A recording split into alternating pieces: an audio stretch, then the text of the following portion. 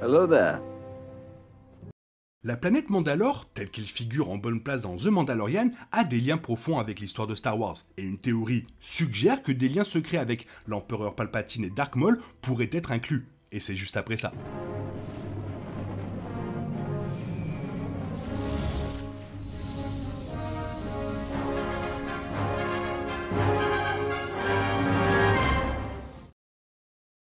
Le monde natal des Mandaloriens a été vu pour la première fois dans la série animée Star Wars The Clone Wars et a depuis fait ses débuts en live action dans The Mandalorian saison 3. De nombreux conflits tristement célèbres y ont eu lieu, comme le siège de Mandalore, et a vu Dark Maul tomber du trône mandalorien avec l'aide d'Ahsoka Tano et du capitaine Rex. Cependant, tous les moments de Mandalore dans l'histoire de Star Wars n'ont pas été aussi glorieux, surtout ces derniers temps.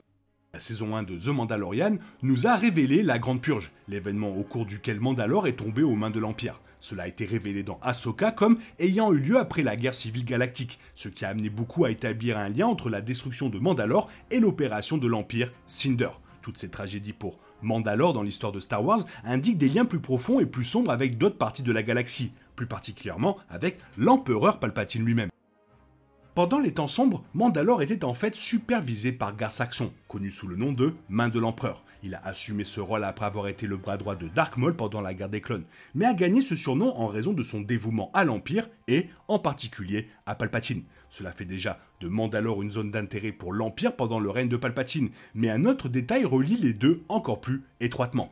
Selon la trilogie Alphabet Squadron, Palpatine a choisi ces cibles pour l'opération Cinder, en fonction de l'emplacement de ses observatoires, car il visait à cacher les découvertes qu'il avait tenté de faire. Étant donné que la chute de Mandalore semble s'être produite dans le cadre de l'opération Cinder, il se pourrait très bien que la planète ait abrité une base secrète pour Palpatine lui-même.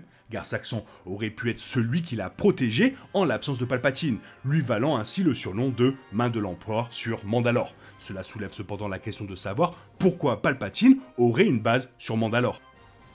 Si la planète Mandalore avait une sorte de vergence du côté obscur que seul Palpatine et ceux en qui il avait confiance connaissaient, alors cela aurait certainement été une zone d'intérêt. Cette idée se reflète quelque peu dans le générique de fin de la série Ahsoka, qui désigne Mandalore comme faisant partie de la route migratoire des Purrgil. Les autres planètes sur cette carte sont Coruscant, Yavin, Dathomir et bien d'autres, et ces planètes sont connues pour avoir un certain type de vergence de force dans le passé. Mettre Mandalore sur la route avec des planètes comme celle-ci implique que Mandalore a également son propre type de vergence de force. Cela va également de pair avec la théorie du cristal contenue dans le sabre noir, provenant d'une vergence de force sur Mandalore. Étant donné que le sabre noir est si différent de tout autre sabre laser, il se pourrait très bien que le créateur de la lame, Tarre Vizsla, connaisse une vergence de force sur Mandalore que personne d'autre ne connaissait, et qu'il ait trouvé bien sûr le cristal qui alimente le sabre noir en son sein. Cela pourrait également expliquer pourquoi le sabre noir semble si lourd pour certains utilisateurs alors que les sabres laser n'ont jamais été aussi puissants, car le pouvoir trouvé dans une pure vergence de force serait difficile à manier pour une personne moyenne.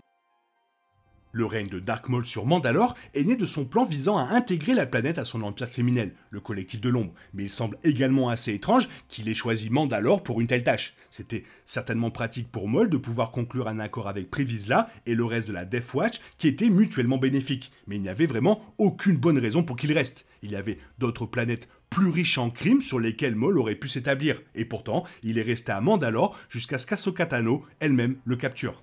S'il y avait une vergence de force sur Mandalore que Maul pouvait également ressentir, cela aiderait à expliquer pourquoi il est resté sur la planète. Il se pourrait même que Palpatine ait découvert cette vergence à cause de Maul, étant donné qu'il était déjà allé à Mandalore une fois auparavant pour combattre Maul et tuer son frère Savage Opress. Dans sa peur, Maul aurait pu révéler cette vergence de force à Palpatine, qu'il aurait ensuite étudié dans les années à venir avec l'Empire à son apogée.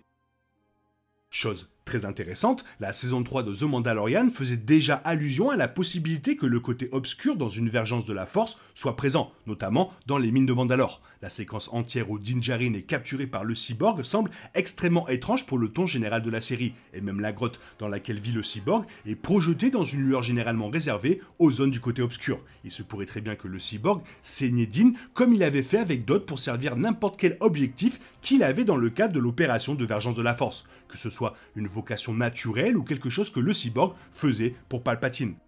Grogu se méfiait certainement de ce domaine spécifique, au point même que Bo-Katan Kryze elle-même l'a remarqué et l'a souligné. Il a également eu du mal à utiliser la force là-bas, échouant à soulever Din et alertant le cyborg de sa présence. Cela signifie qu'il y a certainement une opportunité pour la saison 4 de The Mandalorian d'explorer cette vergence de la Force, surtout maintenant que le grand amiral Thrawn est de retour dans la galaxie. Il pourrait chercher à ramasser les morceaux de l'Empire brisé de Palpatine, même ceux qu'il a tenté de détruire dans l'opération Cinder. Maintenant que Thrawn est allié aux Sœurs de la Nuit de Dathomir, ce sont elles qui pourraient même le conduire à Mandalore, sentant la présence de cette vergence de force du côté obscur et exhortant Thrawn à les aider à l'atteindre. Cela entraînerait les Mandaloriens dans le conflit plus vaste qui sera exploré dans le prochain film de Dave Filoni dans l'ère mandalorienne et rendrait l'histoire de la Grande Purge encore plus intéressante.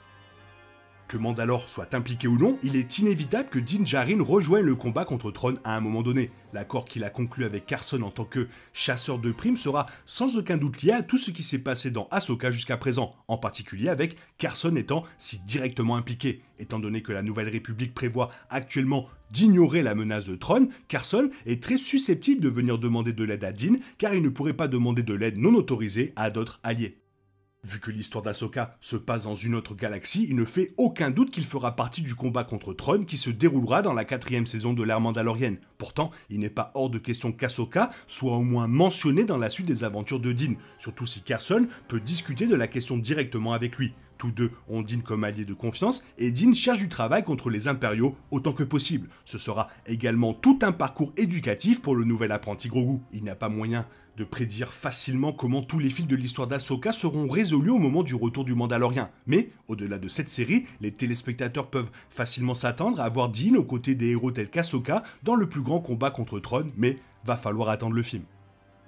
Et voilà, ça fait quand même pas mal de choses cachées sous Mandalore, va falloir les trouver. Toi, qu'est-ce que tu en penses? Fais-moi part de ton avis dans la zone commentaire, sinon il est temps pour toi de reprendre le cours normal de ta vie. Bien sûr, on se retrouve bientôt pour une nouvelle vidéo. Bisous bisous, bye bye, que la force soit avec toi.